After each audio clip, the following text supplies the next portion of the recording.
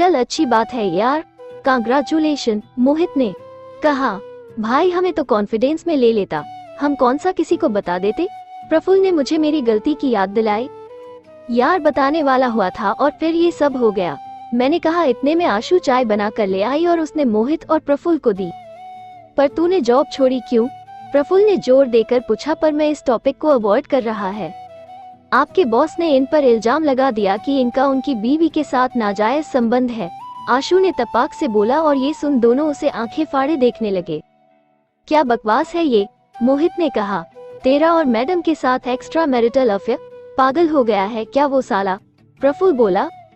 Court में case है और जब ये बात उस दिन इन्हें पता चली तो इन्होंने उसी वक्त अपना रेसिग्नेशन दे दिया, आशु बोली। ये तो बहुत बड़ी चिरान निकला, प्रफुल्ल ने सर पीटते हुए कहा। प्रफुल्ल जी आपके बॉस ने खुद गर्लफ्रेंड फंसा रखी है और इल्जाम इन पर लगाते हैं, आशु ने चाय का कप रखते हुए कहा। ये सुनकर दोनों सन्न थे। आप दोनों अपना ध्यान रखना कहीं वो आपको ही न फंसा दे। सब कुछ पहले से प्लान था। पहले वो मुंबई के ट्रिप का बहाना, फिर वो राखी की शादी का कांड और फिर बाकी की रही सही कष्ट नीतू मैडम ने पूरी कर दी, आशु ने गुस्से से कहा। आशु, मैडम ने क्या किया?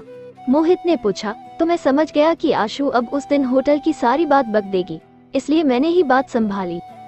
कुछ दिन पहले मैडम ने मुझसे लिफ्ट मांगी थी। उन्हें जीएसटी ऑफिस जाना था।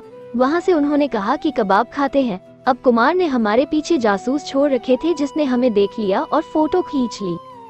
मेरी बात सुनकर दोनों हैरान थे और उन्हें कहीं भी मेरी गलती नहीं लगी। खैर थोड़ा हंसी मजाक हुआ और चाय पीकर वो दोनों निकलने को हुए।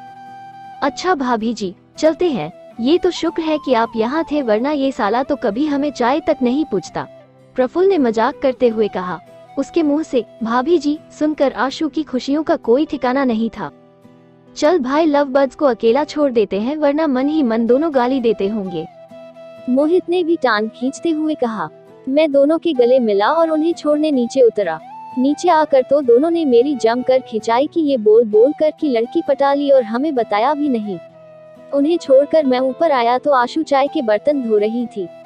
मैंने दरवाजा बंद कर आशु को फिर पीछे से अपनी बाहों में भर लिया। जानू, ये भाभी शब्द सुनने में बहुत अच्छा लगता है, आशु ने मंद मंद मुस्कुराते हुए कहा। अब तो जल्दी से मुझे अपने दोस्तों की भाभी बना दो ना, आशु ने कसमसाते हुए कहा।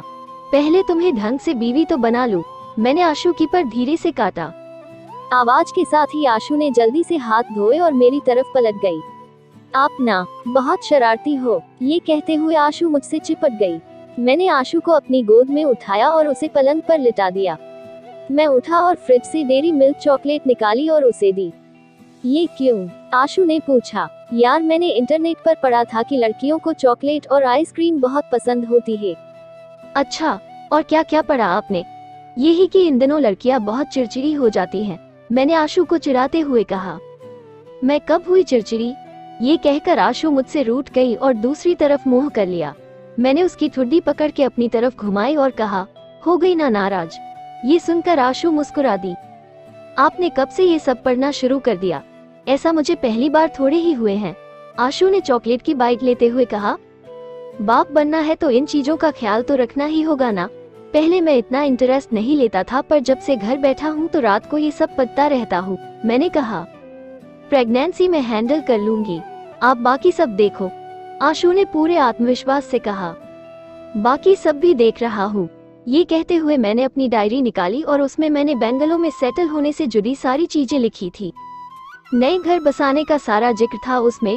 बर्तन भांडे से लेकर पर्दे, बेडशीट, सब कुछ अपने लैपटॉप पर मैंने प्रॉपर्टी वाले जो लिंक बुकमार्क कर रखे तो वो सब मैं आशु की दिखाने लगा। घर का 360 डिग्री व्यू था और मैं आशु को सब बता रहा था कि कौन सा हमारा कमरा होगा और कौन सा किचन होगा, किस फ्लैट का कितना भाड़ा है और कितना डिपॉजिट लगेगा, सब कुछ लिखा था। आशु मेरी सारी प्लानिंग देखकर हैरान थी और ये सब सुनकर उसकी आंखें भर आई। हे, क्या हुआ जान? मैंने आशु के चेहरे को अपने हाथों में थामते हुए कहा। आज मुझे मेरे सपनों का संसार दिखाई दिया। शुक्रिया। मैंने आशु को अपने सीने से लगा लिया और उसे रोने नहीं दिया।